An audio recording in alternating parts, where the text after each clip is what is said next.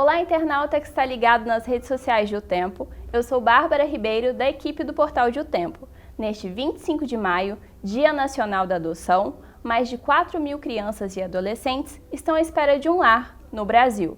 Para falar sobre o tema, eu estou recebendo aqui a Maria Luísa e a Maria Vânia, da Unidade de Acolhimento Institucional Colmeia.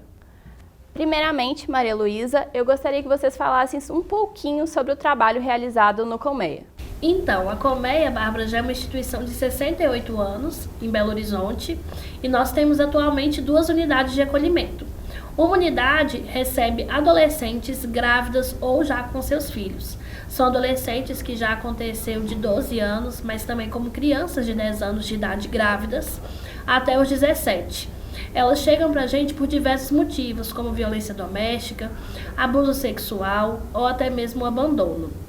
A outra unidade é a unidade infantil, que são crianças de 0 a 6 anos, também pelos mesmos motivos, de vulnerabilidade, de violência doméstica, psicológica, física e inclusive também exploração de trabalho nas ruas. Entendi. Essas crianças que estão lá hoje são crianças acolhidas e são crianças que estão disponíveis para adoção? Não necessariamente. A partir do momento que a criança ou adolescente chega até a unidade, é realizado um trabalho psicológico e social para poder entender o que levou aquela criança a chegar até ali. Porque o acolhimento, ele é a última medida protetiva da vida de uma criança ou adolescente. Então, para um juiz determinar que uma criança seja acolhida, ela inclusive está passando por um risco de morte. É um risco muito sério na vida de uma criança. Então, é realizado esse estudo, onde, a partir do trabalho desenvolvido, pode ser verificado, talvez, que essa criança ou adolescente tenha condições de retornar para sua família. Às vezes, a violência foi realizada por um padrasto, mas existe uma avó, existe um tio, uma tia, uma madrinha, que tenha condições de exercer esse cuidado ainda. Então, não são todas as crianças que são disponíveis para adoção. Entendi. E como que essas crianças chegam na Colmeia hoje e nos outros abrigos, por exemplo? Hoje essas crianças chegam extremamente vulneráveis. Algumas vêm de hospitais, depois com o advento da pandemia, muitas chegam inclusive de hospitais com cicatrizes, com mutilações, e são todas encaminhadas, né? Existe um processo de continuidade. Passa pelo Conselho Tutelar, vai para a Vara da Infância e Ministério Público, a Vara da Infância aciona a Central de Vagas na Prefeitura de Belo Horizonte, a Prefeitura reserva a vaga e essa criança ou adolescente dá entrada na Colmeia encaminhada por esses órgãos. E como que vocês atuam para amparar essas crianças nos abrigos? Nós atuamos em rede e com apoio e amparo psicológico, terapêutico. A prioridade, quando a criança chega vulnerável, é ela ser reintegrada à família. Essa família recebe todo apoio, encaminhamentos para fazer tratamentos, encaminhamento a emprego, se ela estiver desempregada. E essa criança, ela tem atendimento médico, ela tem direito à escola, ela tem direito a esporte, lazer, cultura e convivência familiar. Então, nós trabalhamos com uma equipe técnica multidisciplinar que apoia essa criança para que ela supere os traumas que foram sofridos quando ela estava num ambiente vulnerável. E como que os pretendentes à adoção chegam até o Colmeia? Os pretendentes à adoção, eles são encaminhados através da Vara da Infância. Então, anterior a todo esse processo de dizer que uma criança está disponível para adoção, existe um processo dentro da Vara da Infância, onde as pessoas que têm interesse pela adoção procuram o setor específico e lá se cadastram. Passam por um curso, passam por uma sindicância dentro da sua casa, realizam-se o estudo psicossocial dessa família também, para entender, principal, o que motivou a adotar.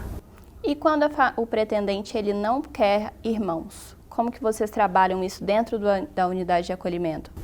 Olha, a Vara da Infância, ela cuida com o pretendente o perfil dele. Ele tem o total direito de escolher a idade, o gênero, a questão de irmãos. Dentro da instituição, nós não trabalhamos com as crianças a separação de irmãos, nós trabalhamos o fortalecimento do vínculo deles. Então, se for um caso de irmãos disponíveis para adoção, eles não serão separados. Será procurado uma família que os aceite. Quais são os caminhos que a família precisa seguir para entrar no processo de adoção? Qualquer pessoa que esteja assistindo a gente, né, que tenha interesse pela adoção, pode acessar o portal do SNA, que é do Sistema Nacional de Adoção. Através de lá, você vai conseguir ter acesso à lista de documentos básicos para poder dar entrada no processo.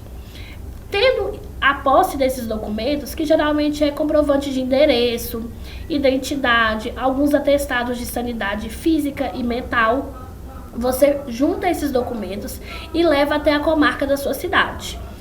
Então, é de acordo com cada cidade realmente que isso vai se estabelecer. Então não é igual. Aqui em Belo Horizonte pode ser de uma forma, em Contagem pode ser de outra, Betim, como Sim, que é isso? Porque pode ser que, por exemplo, em Belo Horizonte exija um documento a mais que já em Betim não exija.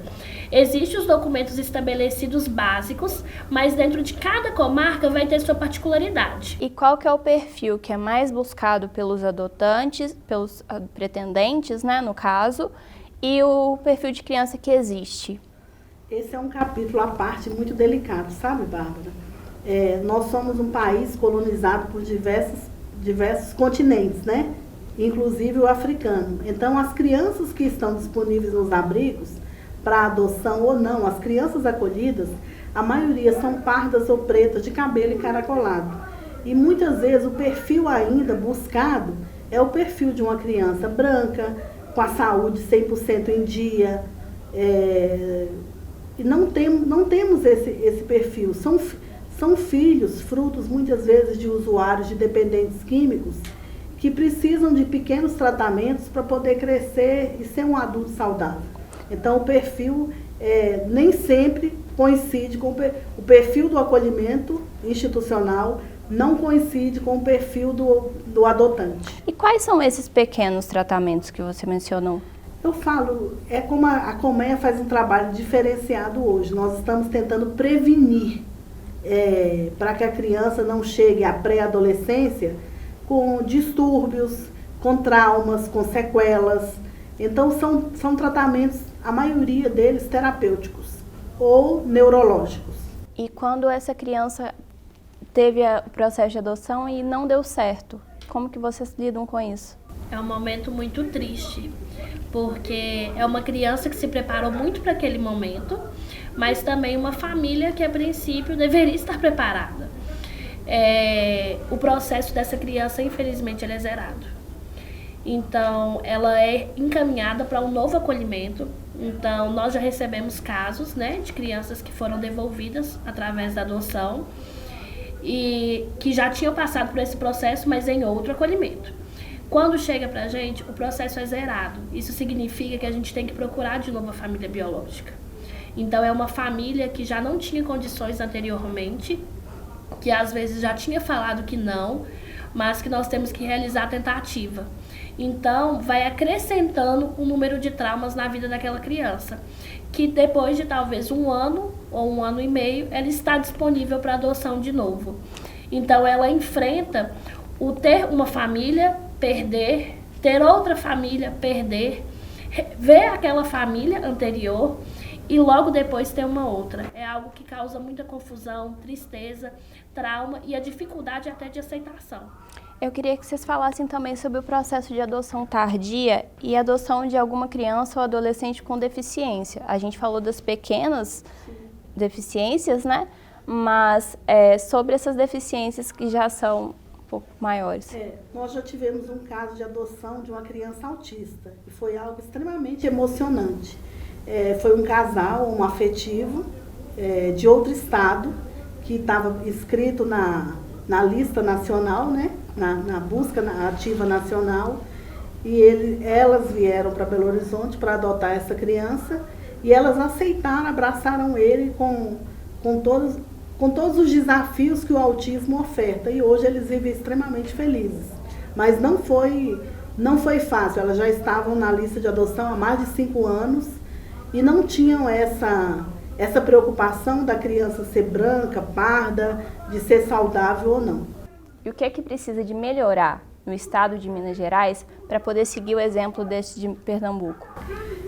Eu falo que a justiça ser menos biologista e se modernizar, mas também a população de um modo geral abrir o coração que a nossa população aqui mineira, a maioria é de pele parda ou preta. Então é preciso também haver mudança por parte de quem pretende adotar, como também é preciso haver a modernização da justiça. E o que é que vocês aconselham para uma pessoa que quer adotar hoje? O perfil tem que ser o perfil do coração. Esse é um ponto. Não adianta eu falar que ela vai para a fila, que vai adotar, que opte por uma criança de 6, 7, 8 anos, que vai ser mais rápido. É evidente que vai ser um pouco mais rápido, mas tem que ser o perfil do coração e ela tem que ter certeza do que ela quer. Eu queria muito agradecer a presença de vocês, Maria Luísa, Maria Vânia. Desejo tudo de bom para vocês. E você que está acompanhando as redes sociais de O Tempo, até a próxima!